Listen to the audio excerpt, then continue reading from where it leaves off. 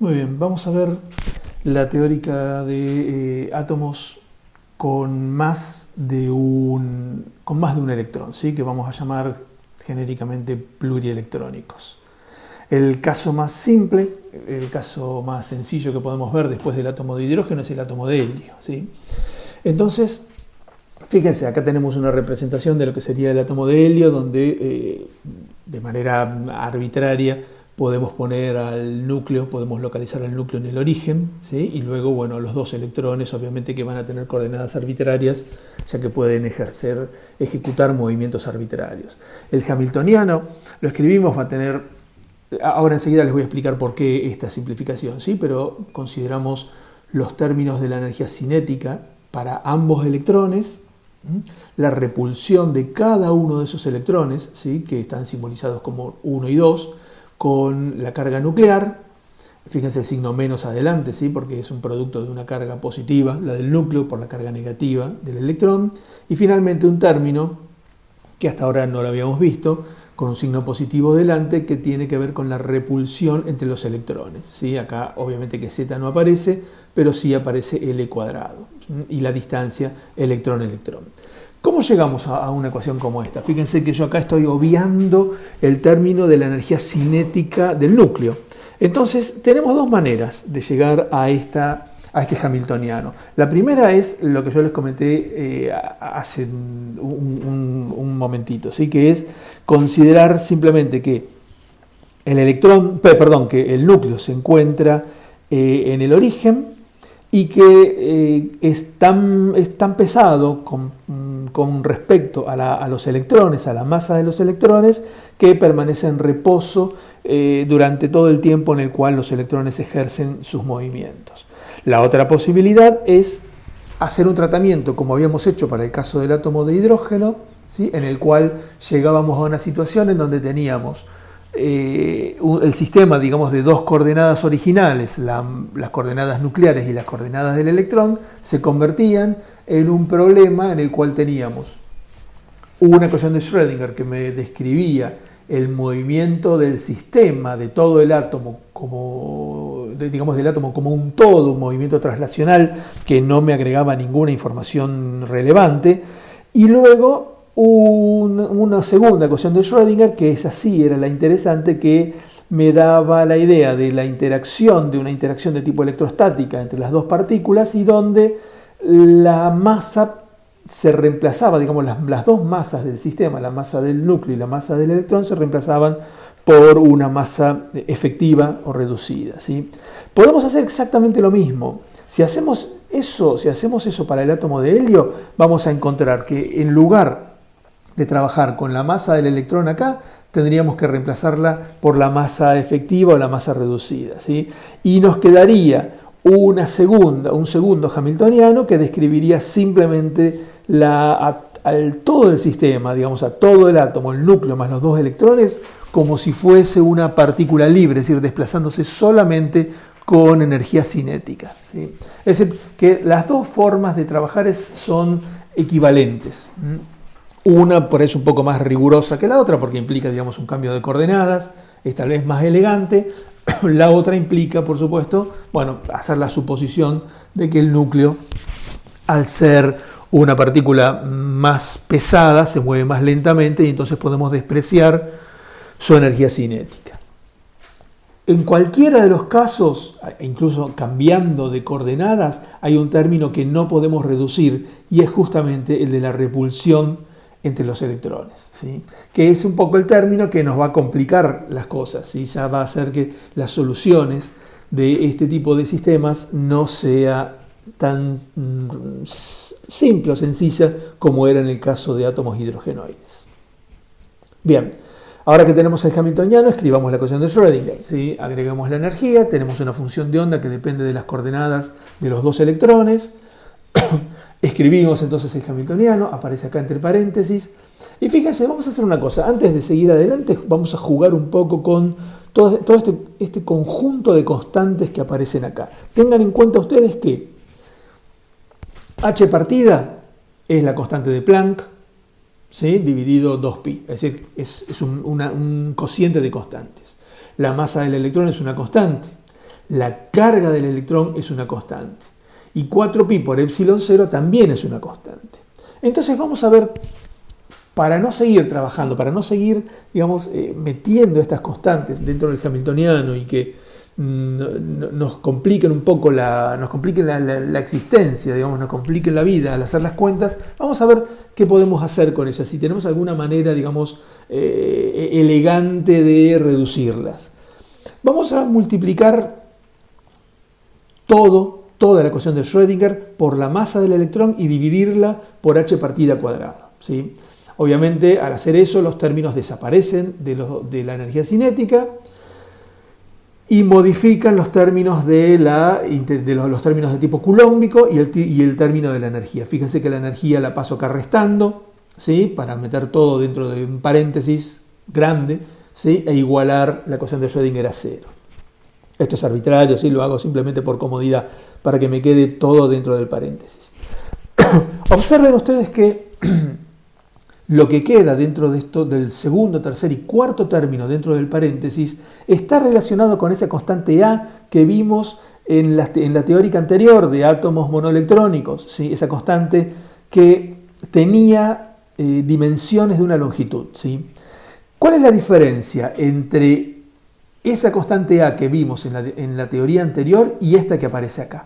Que en la que vimos en los átomos hidrogenoides la masa era la masa reducida, ¿sí? O la masa efectiva, mientras que acá aparece la masa del electrón, ¿sí?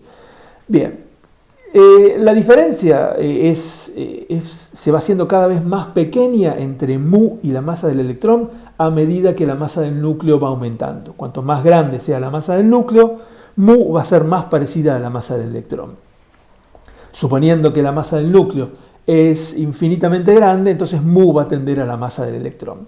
Cuando ocurre eso, cuando expresamos esta constante A en términos de la masa del electrón, en vez de simbolizarla simplemente con A, la simbolizamos con A sub 0. Y a esa cantidad es lo que llamamos el radio de Bohr, ¿sí? Que tiene un valor de 0,50 y casi 53 Armstrong, ¿sí? Pero fíjense que mantiene, por supuesto, desde ya las unidades de longitud. Nos queda entonces la ecuación de Schrödinger en términos de ese A sub 0. Ahora bien, sabiendo entonces que A sub 0 tiene unidades de longitud, es decir, las mismas unidades que R1, R2 y que R12, recuerden que R12 es la distancia entre los dos electrones, entonces proponemos un cambio de variable, ¿sí? En vez de tener las R1, R2 y R12, cambiamos a variables donde la simbolizamos con una prima, que, ojo, la prima no significa derivar, ¿sí? Es simplemente un cambio de variable, pero que tiene la particularidad de ser adimensionales. ¿Cómo logramos esa adimensionalidad? Simplemente, a las variables originales las dividimos por A sub 0. Como R y A sub 0 tienen las mismas dimensiones, estas se cancelan y entonces las nuevas variables R' son adimensionales, ¿sí? Fíjense entonces que poniendo todo esto en términos de R', nos queda que los términos culómbicos siguen siendo los mismos en el numerador, por supuesto, y en el denominador me quedan las nuevas variables, las variables primadas, multiplicada por A0, pero elevado al cuadrado.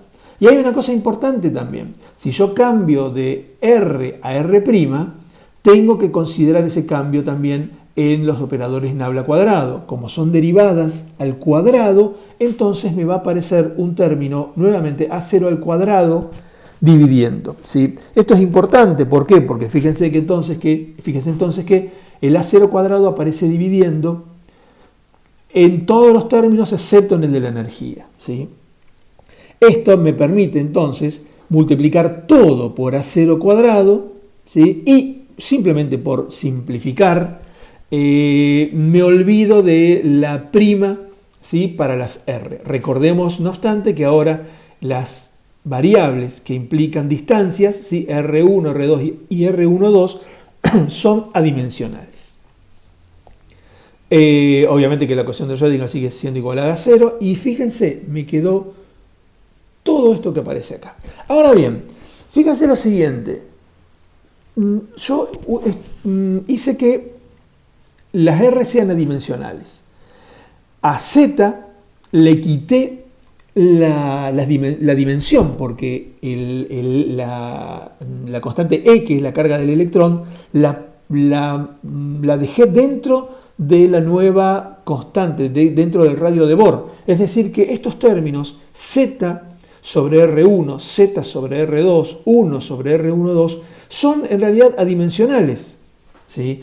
Tiene que pasar exactamente lo mismo con los operadores nabla cuadrado. Son adimensionales al haber hecho el cambio de variable y haber considerado el A0 al cuadrado. Ahora bien, si todos estos términos, si los 4 primeros términos son adimensionales, ¿qué tiene que pasar con el quinto término? También tiene que ser adimensional, no me queda otra. Eso significa entonces que el conjunto de constantes, el cociente, mejor dicho, de constantes, h partida al cuadrado dividido el radio de Bohr al cuadrado y dividido la masa del electrón, tiene que ser adimensional. Perdón, no adimensional, no es adimensional. Tiene que tener unidades de energía, de manera tal que al usar esta cantidad que vamos a simbolizar con una E sub h, al usarla para dividir a E, ahí sí me tiene que dar una cantidad adimensional. Pero es una cantidad que me representa la energía, es decir, que es una variable de energía, ¿sí? Que me representa la energía, pero sin dimensiones, ¿sí? Entonces, pasamos a describirla como E', de la misma manera que hicimos cuando cambiamos de R a R', y entonces la ecuación de Schrödinger, teniendo en cuenta esta nueva energía que tenemos acá, me queda de esta manera, ¿sí? Fíjense. Esto es importante, es muy importante e interesante porque estamos eliminando todas las constantes que teníamos dando vueltas, ¿sí? ¿Y de qué manera? Convirtiendo variables, ¿sí? Cosas que podían cambiar, que podían variar de un sistema a otro, en variables también, pero adimensionales, con el mismo significado, pero adimensionales, ¿sí? Eso me simplifica mucho los cálculos, ¿sí? Me simplifica también la interpretación y fundamentalmente me lleva a definir un conjunto de unidades, un nuevo sistema de unidades que vamos a llamar unidades atómicas, ¿sí? O simplemente UA, ¿sí? U.A, como aparece acá. Ahora bien, en este sistema de unidades atómicas, una manera simple de recordar esto que acabamos de hacer, este análisis dimensional que acabamos de hacer, es considerar que hay 4 constantes que son las fundamentales, que son la masa y la carga del electrón,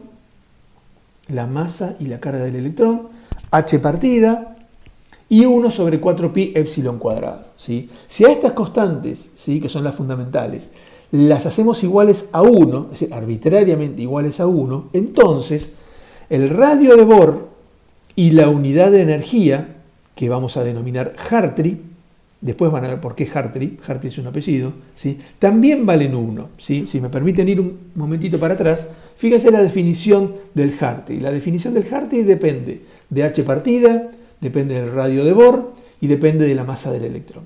Dijimos que h partida vale 1, y que la masa del electrón vale 1. Me queda el radio de Bohr. Si vamos un poquito más atrás, entonces, fíjense lo que tenemos acá. El radio de Bohr es igual a 4pi epsilon 0, que vale 1. Es decir, 1 sobre esto vale 1, así que esto también tiene que valer 1.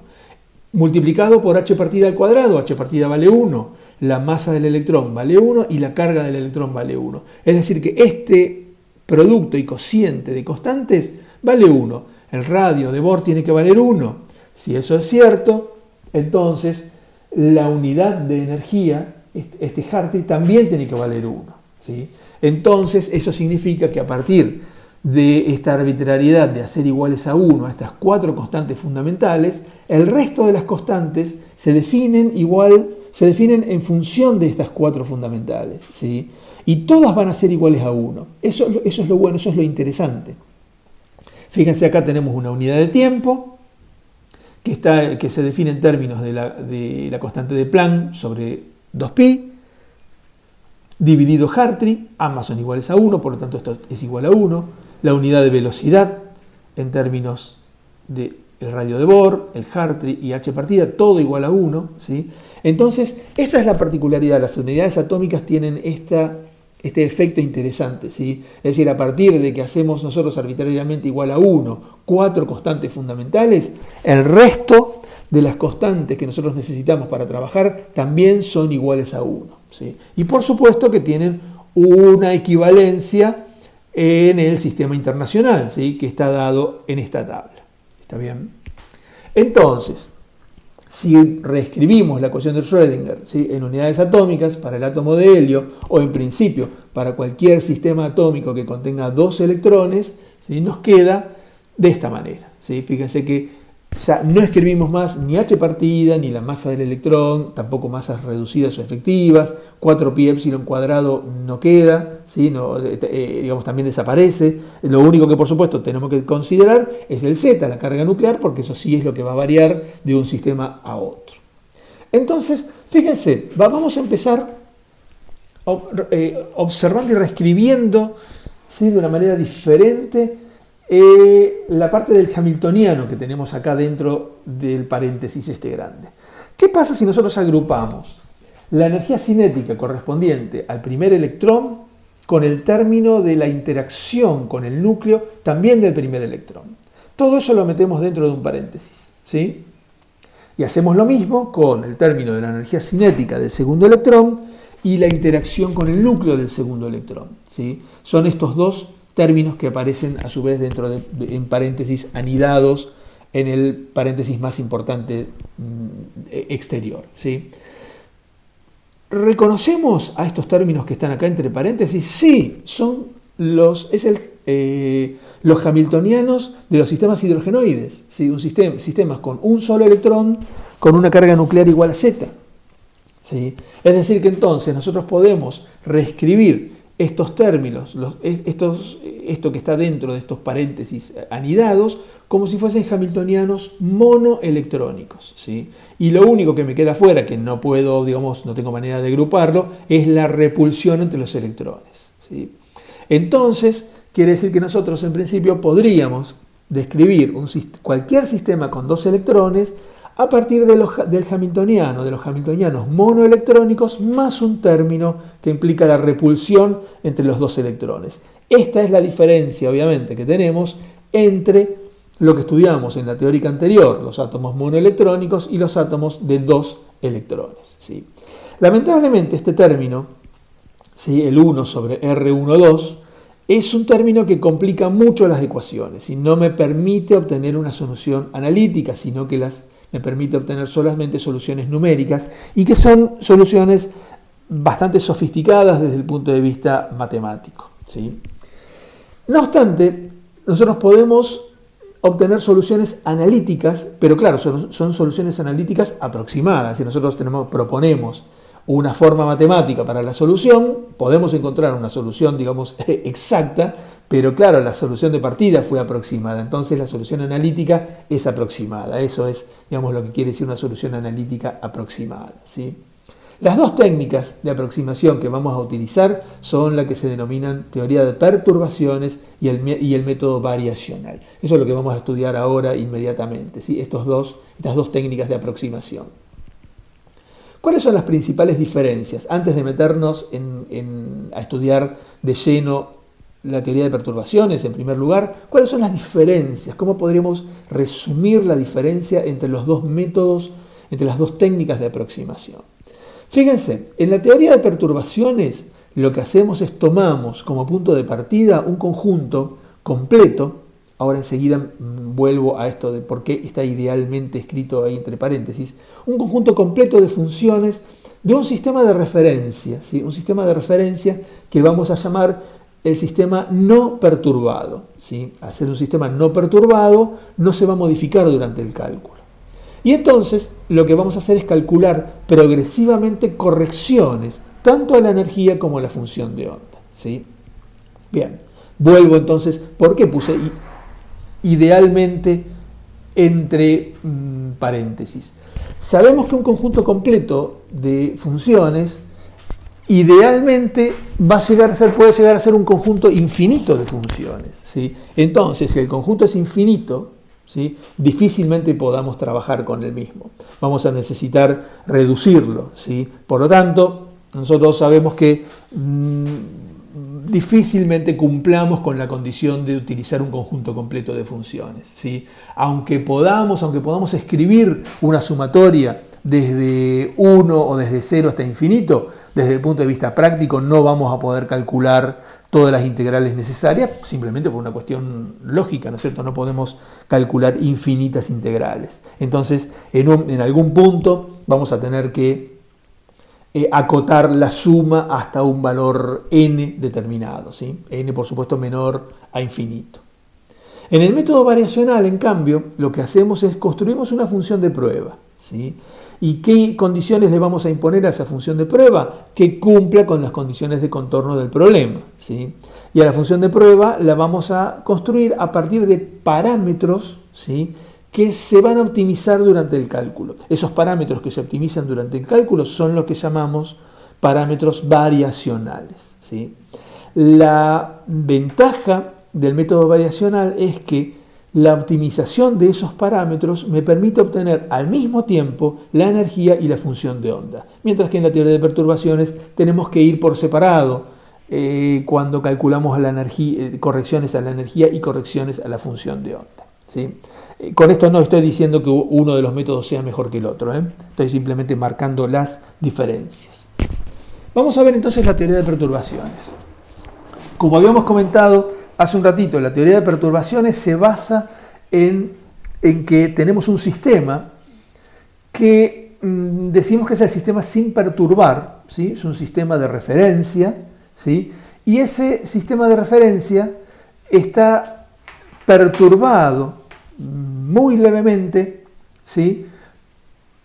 Y esa perturbación nos permite escribir un hamiltoniano, ¿sí? Expresarla en forma de un hamiltoniano, un término adicional al hamiltoniano. Es decir, que el hamiltoniano del sistema que nos interesa a nosotros, por ejemplo, un átomo con 2 electrones, nosotros podríamos dividirlo en un hamiltoniano que me describe un sistema que no es perturbado, sin perturbar un sistema de referencia, más una perturbación, ¿sí? Y recordemos esta condición de que la perturbación tiene que ser pequeña comparada con el sistema sin perturbar. Fíjense que yo premultiplico a la perturbación por lambda. Lambda es un parámetro ficticio, ¿sí? Que me va a servir a mí para ordenar las ecuaciones que voy a utilizar. Sin embargo, al final del desarrollo vamos a hacer que lambda sea igual a 1, ¿sí? Con lo cual su interés es simplemente metodológico, ¿sí? No tiene ningún significado físico. Entonces, al sistema sin perturbar lo definimos de manera tal que tenga soluciones conocidas, ¿sí? Fíjense que el sistema sin perturbar lo vamos a simbolizar con un superíndice 0, ¿sí? Ese superíndice 0, todo lo que tenga superíndice 0, es hamiltoniano, función de onda o energía, me indica que estamos con el sistema sin perturbar, ¿sí? Y vamos a utilizar como subíndice las letras que me indican los diferentes estados, ¿sí? Del sistema sin perturbar, donde, por ejemplo, el estado con i igual a 0 va a ser el sistema fundamental, ¿sí? Los estados con i igual a 1, 2, 3, 4, etc. van a ser los estados excitados, ¿sí? Entonces, si la perturbación, si H1 realmente es leve, entonces también va a ser pequeño el efecto que va a tener sobre la energía y sobre la función de onda. Entonces, así como utilizamos este parámetro ficticio lambda para expresar el hamiltoniano, y usar lambda para representar, digamos, la perturbación, podemos utilizar el mismo lambda para representar la perturbación sobre la energía y también sobre la función de onda. Y lo hacemos de esta manera, fíjense, como series de potencias en lambda, en ese parámetro ficticio, ¿sí? Entonces, por ejemplo, veamos la energía, veamos una nomenclatura que vamos a usar de ahora en más. E sub i, es decir, sin superíndice, es la energía del estado perturbado, es decir, la energía que realmente a mí me interesa. Por ejemplo, la energía de un átomo con 2 electrones, del átomo de helio. La energía con un superíndice igual a 0 es la energía del estado de referencia, del estado sin perturbar, ¿sí? Y luego, las energías que tienen como superíndice 1, 2, 3, etc., son lo que llamamos correcciones de primer orden, de segundo orden, de tercer orden, etcétera, etcétera, etcétera, al estado particular que estemos estudiando. En este caso, el estado iésimo. Pasa exactamente lo mismo con las funciones de onda. Si sub i, sin ningún superíndice, se refiere a la función de onda del estado perturbado, el estado que realmente nos interesa. Si supra 0 se refiere a la función de onda del estado de referencia, del estado sin perturbar.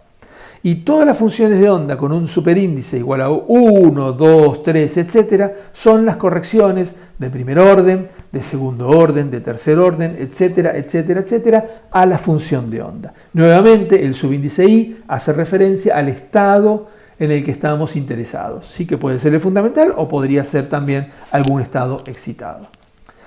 ¿Por qué hacemos esto? ¿Por qué usamos este parámetro ficticio? Fíjense, nosotros tenemos esta ecuación que aparece acá, esta segunda ecuación que aparece, la que estoy remarcando acá con el puntero.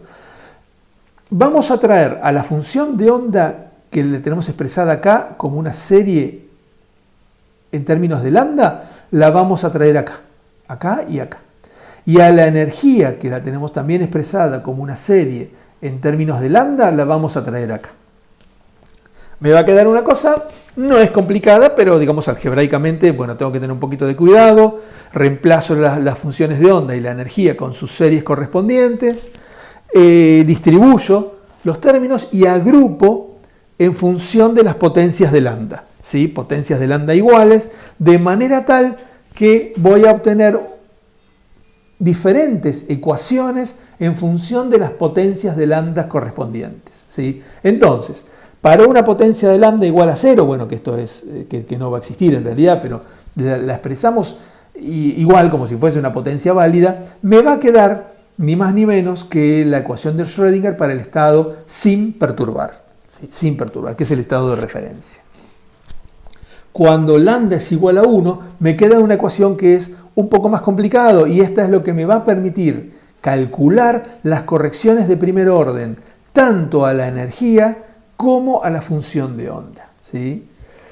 La segunda, en este caso la tercera de las ecuaciones, para cuando tenemos la segunda potencia de lambda, esto está mal, lambda igual a 0, lambda igual a 1, lambda igual a 2, es incorrecto, esto está mal escrito, esto sería lambda a la 0, lambda a la 1, lambda a la 2, ¿sí?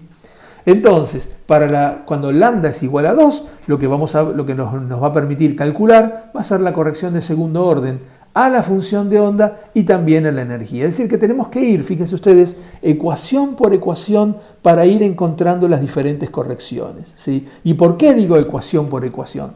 Si ustedes prestan atención, si quisiésemos calcular la corrección de segundo orden a la energía y a la función de onda, tenemos que conocer previamente las correcciones de primer orden a la energía y a la función de onda. Es decir, que no podemos venir a esta tercera ecuación sin haber pasado por la segunda ecuación antes, ¿sí? Entonces, fíjense, vamos entonces a la segunda ecuación, lambda elevado a la 1, ¿sí? Lambda elevado a la 1, reacomodamos los términos de manera tal de dejar todo lo que opera sobre la corrección de primer orden a la función de onda del lado izquierdo de la igualdad. Fíjense, este término que aparece acá lo pasamos restando a la izquierda. Y este término que aparece acá, es decir, el hamiltoniano de la perturbación actuando sobre la función de onda del sistema de referencia, lo pasamos restando a la derecha. Entonces me queda este término que aparece acá, ¿sí? Compruébenlo ustedes, eso es simplemente un pasaje de términos, ¿sí? No hay ninguna complicación. Entonces esta es la ecuación, digamos, maestra, si uno quiere, para que nos va a permitir calcular las correcciones de primer orden a la energía y a la función de onda. Vamos a ver cómo hacemos ahora. La clave de la teoría de perturbaciones está en que cada corrección a la función de onda primer orden, segundo orden, etcétera, etcétera, etcétera, la vamos a representar en términos de las soluciones del hamiltoniano sin perturbar, ¿sí? Fíjense, a la corrección de primer orden, a la función de onda, para el estado iésimo lo escribimos como una sumatoria de las funciones de onda del sistema sin perturbar, ¿sí?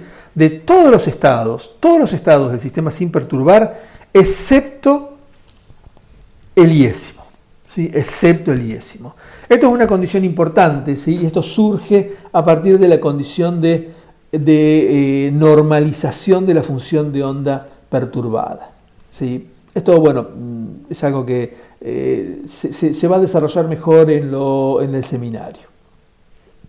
Entonces, fíjense, con esta receta para representar a la corrección de primer orden a la función de onda, venimos a esta ecuación de acá arriba, la ecuación maestra que dijimos hoy, que dijimos anteriormente. Me queda esta ecuación que tenemos acá abajo, ¿sí? Entonces, vamos a empezar a trabajar sobre el cálculo de la energía, ¿sí? Luego vamos a ver cómo aprovechamos la misma ecuación para calcular la corrección a la energía. Lo que vamos a hacer primero es premultiplicamos a ambos lados de la ecuación anterior con la compleja conjugada de la función de onda sin perturbar para el estado iésimo, para el estado de interés, ¿sí? Entonces, eso en términos de la notación bracket de Dirac significa escribir el bra para la función de onda sin perturbar del estado iésimo. Premultiplicamos, acá está la premultiplicación del lado izquierdo de la igualdad y acá está la premultiplicación del lado derecho de la igualdad. Fíjense, del lado izquierdo nos van a quedar dos integrales, ¿sí? Vamos a analizar para el caso donde el bra está en el estado i y el ket en el estado j y vamos a distribuir, vamos a separar las dos integrales, ¿sí? Me va a quedar una integral donde el hamiltoniano del estado sin perturbar actúa sobre la función de onda del estado j sin perturbar, menos la integral en donde tenemos entre el bra y el ket, tenemos el autovalor del estado iésimo sin perturbar. Esto es una constante. Al ser una constante puede salir tranquilamente de la integral y me queda simplemente una integral de normalización o de ortonormalización entre los estados I y J del estado sin perturbar, ¿sí? ¿Qué pasa con la primera de las integrales? La primera de las integrales, si el hamiltoniano del sistema sin perturbar actúa sobre una de sus autofunciones, ¿cuál es el resultado? El autovalor correspondiente multiplicado por la misma autofunción. Es decir, que me tendría que dar acá el autovalor del sistema sin perturbar para el estado J multiplicado por la misma función de onda J del estado sin perturbar. Es decir, este resultado que tenemos acá. ¿Sí? Este resultado que tenemos acá. Menos, volvemos a escribir esto que tenemos acá, ¿sí? La segunda de las integrales dentro de la suma. Como les había comentado anteriormente, los autovalores son constantes, así que pueden salir de las integrales. Al salir de las integrales, fíjense que me queda la diferencia entre los autovalores de los estados J e I del sistema sin perturbar, multiplicado por una integral de normalización entre los estados I y J del sistema sin perturbar. Esto es un delta de Dirac, ¿sí? Es un delta de Dirac que me indica o que me recuerda que esta integral va a ser 1 solamente cuando I sea igual a J y va a ser 0 en cualquier otra situación. Ahora la pregunta es, ¿J puede valer I? La condición para la sumatoria cuando representamos a la función de onda, a la corrección de primer orden a la función de onda en términos de estas funciones de onda del sistema sin perturbar, la condición fue que la suma corra sobre todos los estados excepto sobre el estado iésimo. Por lo tanto, esta integral, todo esto que tenemos acá, toda la sumatoria, tiene que ser necesariamente igual a 0. ¿Por qué? porque nunca I y J van a ser iguales. Por lo tanto, el delta de Dirac me asegura que esta integral siempre va a ser 0. ¿Sí? Así que entonces, todo el término que tenemos a la izquierda, ¿sí?, de la igualdad va a ser 0. ¿Qué pasa con las dos integrales que quedan del lado derecho de la igualdad? Fíjense, nuevamente, ¿no es cierto?, las dos integrales. Podemos ver una de ellas, la primera, que es cuando tenemos el hamiltoniano de la perturbación actuando sobre el estado iésimo del sistema sin perturbar. Tenemos esta integral. Esta integral en principio yo no sé cuánto vale, de hecho es justamente lo que tengo que calcular, ¿sí? Así que la mantenemos ahí con un signo de pregunta porque no podemos reducirla a ningún número, ¿sí? Pero la primera de las integrales, que es con el autovalor, ¿sí?, que es, más que autovalor sería, digamos, la corrección a primer orden a la energía para el estado iésimo. Esta energía es una constante, por lo tanto puede salir de la integral y me queda esta integral, digamos, que es el estado iésimo para el sistema sin perturbar multiplicado por su compleja conjugada. Esto nuevamente es un delta de Dirac, pero ahora es un delta II, que eso sí es igual a 1. Por lo tanto, esta primera parte, esto que tenemos acá, se reduce solo a la energía, ¿sí? La energía de la corrección de primer orden a la energía para el estado iésimo. Entonces, juntando esto con esta integral que por ahora a la cual no le podemos dar ningún número, sino que hay que calcularlo, es lo que nos queda, e igualado a 0. ¿Por qué igualado a 0? Porque recuerden que esta sumatoria acabamos de decir que era igual a 0 por estas condiciones que elaboramos acá un poco más arriba. Entonces, pasando la integral del otro lado, nos queda esta igualdad que nos indica entonces de qué manera podemos calcular la corrección de primer orden a la energía, y lo hacemos utilizando las autofunciones del sistema sin perturbar, ¿sí? Eso es lo interesante, ¿sí? Eso es lo interesante.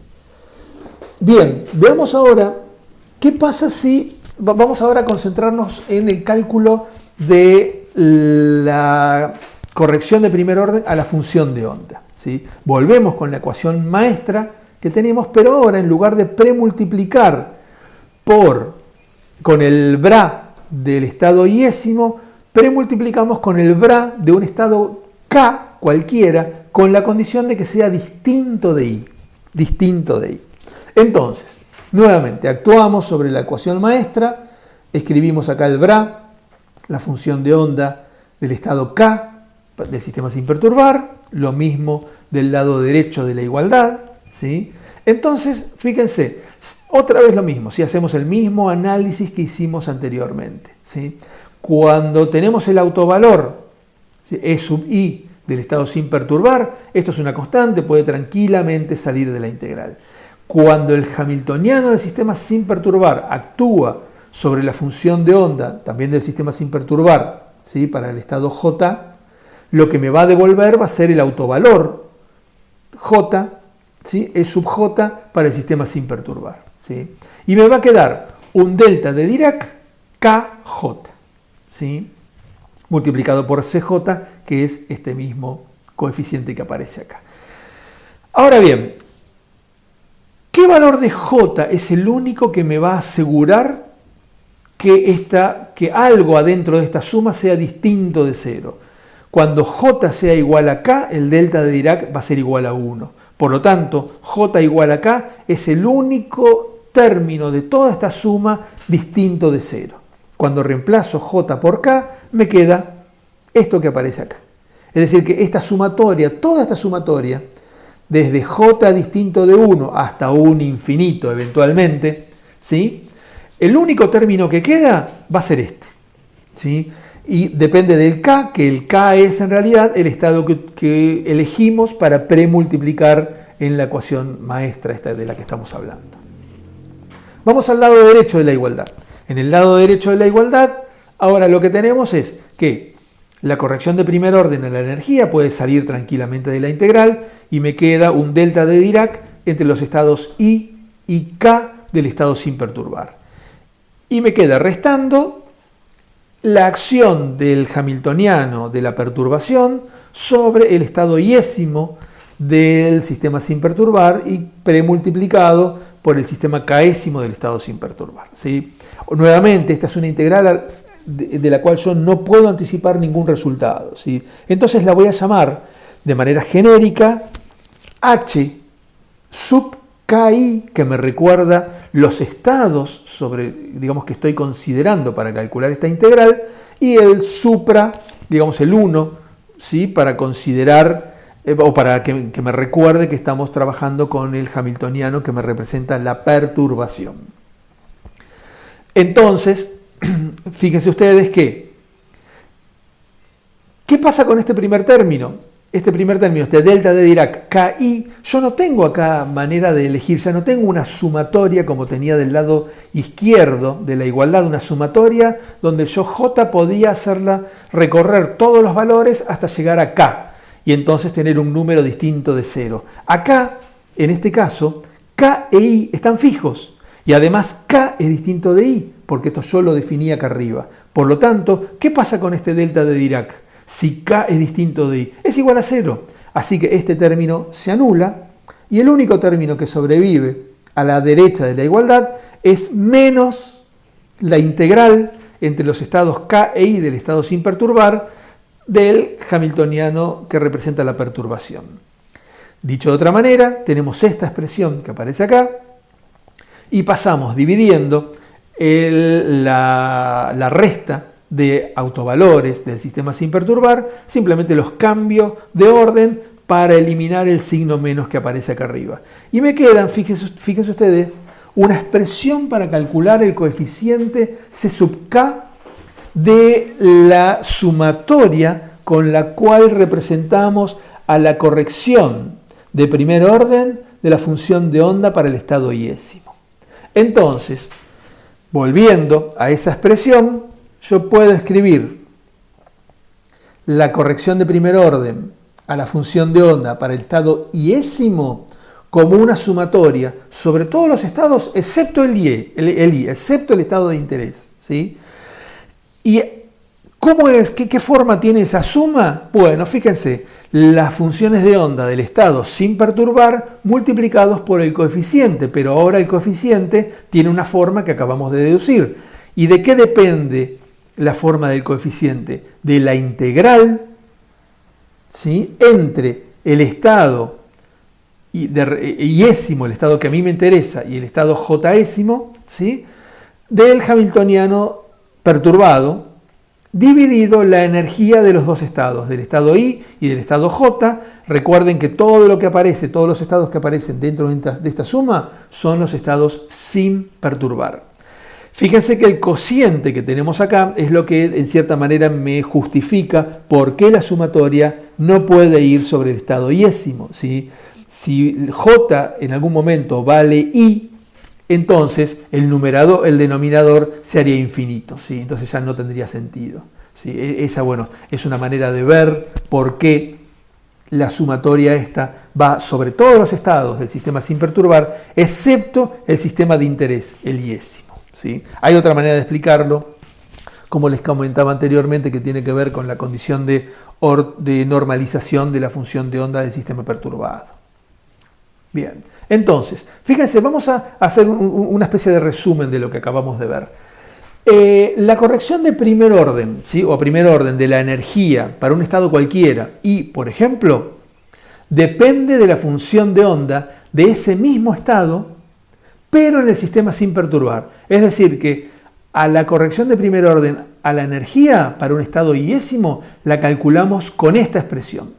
Tenemos que conocer sí o sí la función de onda de ese mismo estado en el sistema que nosotros definimos como sistema de referencia o sistema sin perturbar. En cambio, la corrección de primer orden para la función de onda de un estado cualquiera, el I, por ejemplo, depende ahora de todos los estados del sistema sin perturbar, excepto el estado justamente en el que estamos interesados, el I, por ejemplo. Y eso queda representado en la sumatoria que va desde J1, por ejemplo, o 0 hasta todos los estados, ¿sí?, del sistema sin perturbar, excepto el iésimo, excepto el estado de interés para el cual estamos calculando la perturbación. ¿Sí? Fíjense ustedes que, prestándole atención a la expresión para los coeficientes de esta expresión, de esta sumatoria, surge que la magnitud de la contribución de cada estado, de un estado jésimo, por ejemplo, depende de cuánto interactúe con el estado de referencia, ¿sí?, en el sistema sin perturbar. ¿Sí? La interacción del estado I y del estado J del sistema sin perturbar mediante el hamiltoniano de la perturbación está medido por esta integral. ¿Sí? Cuanto mayor sea la integral, mayor va a ser la interacción. ¿Sí? Y por otro lado, depende también de qué tan separados energéticamente estén los dos estados, el estado J del estado I, del estado de interés. Es decir, que cuanto mayor sea la separación, cuando el estado jésimo más separado esté del estado iésimo, esta contribución va a ser una contribución, digamos, una separación energética cada vez más grande, ¿sí? Y por lo tanto la contribución va a ser cada vez más pequeña. ¿Sí? Cuando la diferencia de energía, imaginemos que por ejemplo se hace extremadamente grande, una diferencia de energía que tendiese a infinito, bueno, 1 sobre infinito va a ser 0 y la contribución del estado jésimo va a ser prácticamente nula, va a tender a 0. ¿Qué pasa si quisiéramos calcular la corrección de segundo orden para la energía? No lo vamos a desarrollar porque es, digamos, bastante más complicada que para las correcciones de primer orden, pero deberíamos, digamos, trabajar con la ecuación que quedó para lambda elevado al cuadrado y me quedaría una expresión de este tipo. La ecuación maestra con la que vamos a trabajar es esta. Como les comentaba anteriormente, tenemos que conocer no solamente el conjunto completo del sistema sin perturbar, sino que también tenemos que conocer las correcciones de primer orden a la función de onda y también a la energía. Por eso es que la teoría de perturbaciones es una teoría en donde las aproximaciones, las correcciones se van calculando de manera progresiva. ¿Sí? Entonces, ahora vamos a utilizar el mismo truco, entre comillas, que utilizamos para cuando calculamos la corrección de primer orden a la función de onda. La corrección de segundo orden a la función de onda también la vamos a representar en función de lo que conocemos. ¿Y qué es lo que conocemos? El conjunto completo de autofunciones del sistema sin perturbar. Donde ahora, por supuesto, lo que va a cambiar va a ser el coeficiente. Tenemos que calcular coeficientes nuevos. ¿Sí? Nuevamente, las sumatorias corren sobre todos los estados, excepto el estado de interés. La expresión para la corrección de segundo orden a la energía ahora tiene una expresión que es, en cierta manera, similar, tiene un aire, digamos, más que nada a los coeficientes de la C sub J, los coeficientes que calculamos para la corrección de primer orden de la energía. ¿Sí? Fíjense que es una integral elevada al cuadrado dividido una diferencia de energía entre estados. Ahora bien, hay una cuestión interesante con respecto a esta corrección de segundo orden a la energía. Fíjense el numerador. Nosotros podemos suponer, por ejemplo, que E sub I, que es el estado de referencia, es el estado fundamental. ¿Sí? Cuando I es el estado fundamental, ¿sí?, del sistema sin perturbar, entonces esa energía necesariamente tiene que ser la menor de todas. ¿Sí? Entonces, si esa energía del estado sin perturbar es la menor de todas las energías del sistema sin perturbar, el denominador tiene que ser menor a 0, negativo. Entonces, eso significa que la corrección de segundo orden al estado fundamental, ¿sí?, de un sistema cualquiera, de un sistema perturbado, siempre va a ser negativo. ¿Sí? No podemos decir lo mismo de si tenemos un estado excitado, porque va a depender entonces de la relación entre la energía de ese estado excitado y la energía de los estados anteriores. Bien. Entonces, nuevamente, algunas cosas a destacar. La corrección de segundo orden a la energía, ¿sí?, de un estado particular, cualquiera iésimo, depende de una suma infinita sobre los estados del sistema sin perturbar, excepto el estado en particular. excepto el estado en particular. Y la suma incluye, por eso les decía que tenemos cierta relación con la expresión para los coeficientes, ¿sí?, de la sumatoria de la corrección de primer orden a la función de onda. Esta sumatoria depende de la interacción del estado de interés, el estado yésimo, con todos los estados, excepto el mismo, por supuesto, mediante el hamiltoniano de la perturbación. Y depende, a su vez, de la separación energética de esos dos estados. Y nuevamente vale lo mismo, cuanto mayor es la separación, menor va a ser la contribución. Hay una cuestión interesante dentro de la teoría de perturbaciones que se puede demostrar, y es que si nosotros pudiésemos encontrar la función de onda de orden n cualquiera, puedo calcular entonces una corrección a la energía de orden 2n más 1. Esto es importante porque entonces rompe con esa consigna de que el cálculo de las correcciones tiene que ser progresivo. Si yo soy capaz de encontrar una función de onda de orden n, puedo llegar a calcular hasta la energía de orden 2n más 1. ¿Sí? Bien, un ejemplo. El tratamiento perturbativo para el estado fundamental del helio. Fíjense, nosotros nuevamente reescribimos el hamiltoniano o la ecuación de Schrödinger para el átomo de helio, separando, ¿sí?, los términos que corresponden a sistemas hidrogenoides, ¿sí?, dejando por fuera el término de la repulsión electrón-electrón. Eso significa que estos términos que aparecen acá entre paréntesis los podemos reconocer como si fuesen estados sin perturbar, es decir, cada uno de los electrones interactuando con el núcleo de una manera tal en donde ignora la presencia del segundo electrón. Es decir, que tenemos en realidad a nuestro sistema sin perturbar como si fuese la sumatoria, como la suma de dos hamiltonianos hidrogenoides, en donde un electrón interactúa con un núcleo de carga Z por E. ¿Sí? La perturbación entonces es la repulsión electrón-electrón. Si el sistema sin perturbar es una suma de sistemas hidrogenoides, podemos escribir entonces a la función de onda como un producto de dos funciones de onda, una en la coordenada 1 y la otra en la coordenada 2. ¿Sí? Entonces, si venimos con esa función de onda, ¿sí?, que expresada como el producto de dos funciones de onda monoelectrónicas a la ecuación de Schrödinger, podemos evaluar cuál es el efecto, ¿sí?, de los diferentes hamiltonianos que tenemos acá. Cuando operemos con el hamiltoniano del sistema sin perturbar, del sistema hidrogenoide para la partícula 1, sobre qué parte de la función de onda total va a interactuar o va a tener efecto, y solamente sobre la función de onda que depende de R1. ¿Sí? Por lo tanto, este hamiltoniano va a actuar sobre R1 y va a dejar fuera a R2.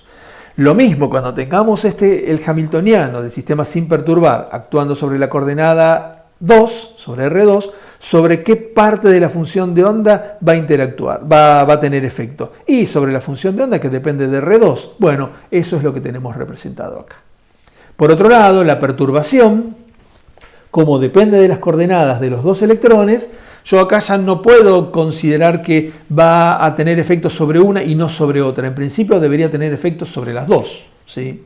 Y la energía, bueno, simplemente es una constante, ¿sí?, operando o premultiplicando a las dos funciones monoelectrónicas. ¿Sí? Fíjense que la pasé del otro lado simplemente por una conveniencia. ¿Sí? ¿Qué hacemos ahora? Mire, fíjense, premultiplicamos por la misma función de onda, ¿sí? Solamente que ahora en vez de tener un ket, le damos la forma de bra e integramos. ¿Sí? Entonces fíjense lo interesante, al premultiplicar con psi de R1 y psi de R2 sobre este primer término, psi de R2 compleja conjugada multiplicado a psi de R2, integrando sobre las coordenadas de R2, eso es una integral de normalización, ¿sí? Y yo le puedo pedir a estas funciones de onda, a psi de R1 y psi de R2, que estén normalizadas. Por lo tanto, todo lo que depende de R2 en este término integra a 1 y me queda solamente lo que depende de R1. ¿Sí? De la misma manera, en la segunda integral, todo lo que depende de R1 va a integrar, ¿sí? Dándome 1, una integral de normalización. Y me va a quedar solamente la integral que depende del hamiltoniano del sistema sin perturbar sobre R2. Para el hamiltoniano que representa la perturbación, yo no puedo hacer ninguna de estas suposiciones y me queda esta integral que es bastante más complicada, ¿sí? De este lado, cuando premultiplicamos con las dos funciones de onda, bueno, la energía, como es una constante, puede salir de la integral y voy a tener una integral sobre R1, una integral sobre R2, las dos van a ser iguales a 1, por lo tanto me queda igual a la energía. Entonces, fíjense, ¿qué pasa con estas dos primeras integrales? Estas dos primeras integrales son ni más ni menos que la energía del sistema sin perturbar, ¿sí?, para el electrón 1 y para el electrón 2. Es decir, que tienen que ser energías de sistemas hidrogenoides, ¿sí? ¿Cuál es la diferencia? Que en lugar de tener un Z igual a 1, van a tener un Z igual al del átomo de helio.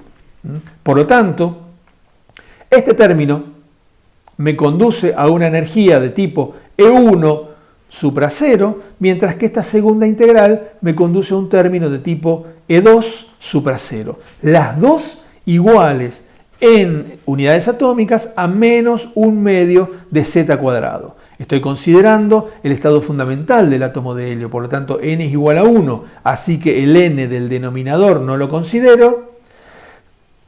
El z vale 2, 2 elevado al cuadrado vale 4, dividido 2 vale 2, con un signo menos adelante. Es decir que cada una de estas dos integrales, cada una de las contribuciones del sistema sin perturbar, me contribuye con menos 2 unidades atómicas. Menos 2 me da menos 4. Es decir que la energía total del sistema sin perturbar son menos 4 unidades atómicas, ¿sí? Si nosotros, a partir de la tabla, Si nosotros sabemos que, a partir de la tabla que nos mostraba la relación, la equivalencia entre las unidades atómicas y el sistema internacional, un Hartree, ¿sí?, la unidad de energía en unidades atómicas, equivale a 27,208 electronvoltios. Quiere decir que menos 4 unidades atómicas es equivalente a menos 108,83 electronvoltios. ¿Cómo se compara eso con el valor experimental que se obtiene como la suma de las dos energías de ionización del átomo de helio? Esa suma de dos energías de ionización del átomo de helio es igual a menos 79,01 electronvoltios. Es decir, que ese valor de menos 108 está bastante lejos, ¿sí? El error cometido es cerca del 40%. Es una enormidad, una enormidad. Ahora enseguida después, cuando calculemos la corrección a primer orden, vamos a entender por qué estamos cometiendo un error tan grande. Entonces, la función de onda sin perturbar, aceptamos que es el producto de dos funciones monoelectrónicas. Dos funciones monoelectrónicas conformadas por un armónico esférico, ¿sí?, que para un orbital 1s, multiplicado por la parte radial de una función también 1s. Las dos son exactamente iguales, lo único que cambia es que tenemos en lugar de R1, R2 en el argumento de la función exponencial. Y entonces lo que tenemos que calcular es, según la teoría de perturbaciones, para calcular una corrección de primer orden a la energía, tenemos que calcular la integral de la perturbación sobre las funciones de onda sin perturbar, ¿sí? Sabemos entonces que la perturbación viene dada por el operador 1 sobre R1, R12, es decir, la distancia entre los electrones. Ahora bien, esa integral es imposible de resolver, es una integral de 6 dimensiones, ¿sí? La manera que nosotros vamos a utilizar para resolverla es representar al operador 1 sobre R12, es lo que se llama el operador culombico, de una forma alternativa, en términos de armónicos esféricos, en términos de polinomios asociados de Legendre, ¿sí? Utilizamos esta fórmula, ¿sí?, que es una fórmula, digamos, vista así, bastante complicada, pero lo que tiene de bueno es que cuando nuestras funciones, digamos, las funciones del sistema sin perturbar, incluyen solamente armónicos esféricos de tipo 0,0, es decir, 1s, El único término de esta doble suma que sobrevive va a ser cuando L es igual a 0. Es decir, van a ser armónicos esféricos de tipo 0, 0 acá, en esta segunda parte, ¿sí?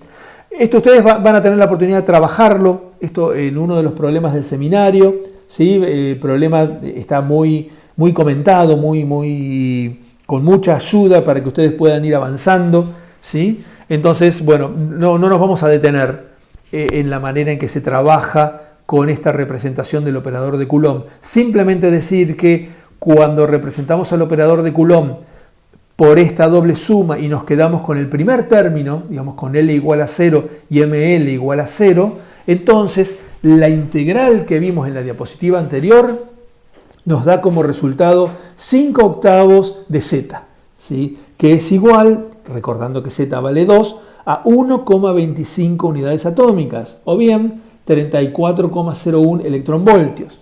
Por lo tanto, si sumamos esa cantidad, los 34,01 electronvoltios, a los menos 108,8 que habíamos obtenido como valor de la energía sin perturbar, obtenemos un valor de menos 74,82, que si bien nos acercamos bastante al valor aceptado, al valor experimental de menos 79 electronvoltios, todavía seguimos teniendo un error del orden del 5%. ¿Por qué entonces? ¿Cómo podemos interpretar? ¿Cómo podemos,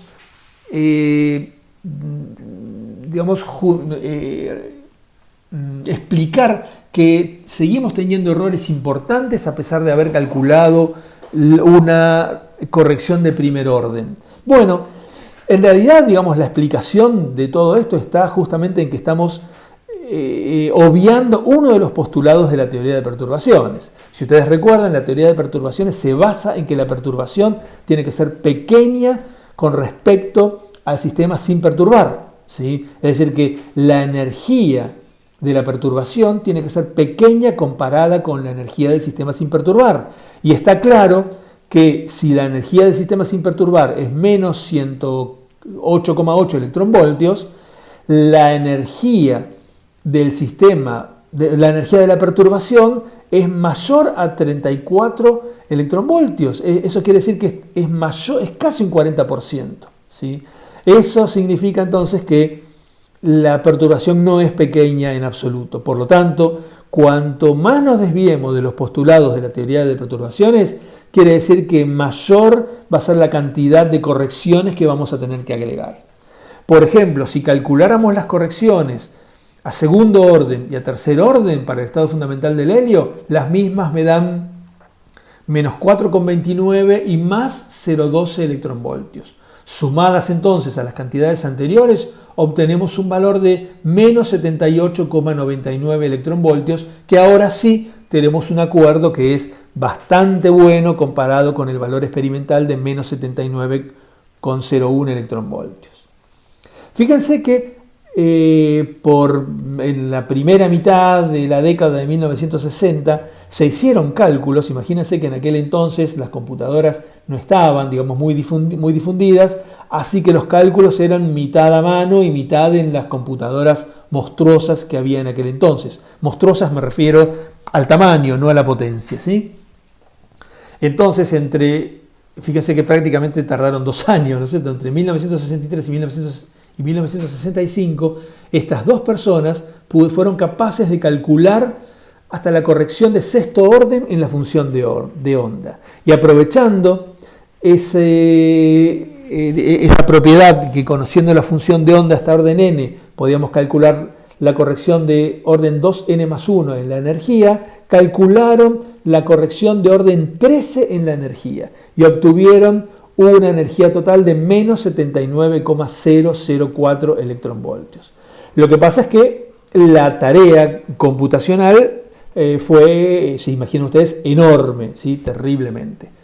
Pero bueno, ven entonces ustedes cuál es la manera de operar con la teoría de perturbaciones, ¿sí? Vamos a hacer una pequeña pausa y enseguida empezamos con la teoría con el método variacional.